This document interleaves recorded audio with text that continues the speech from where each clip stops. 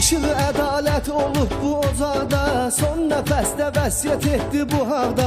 Siz məni dəfn edərsiniz qazaqda, sizə qurban olum ay qazaqlılar, sizə qurban olum ay qazaqlılar, sizə qurban olum ay qazaqlılar, sizə qurban olum ay qazaqlılar.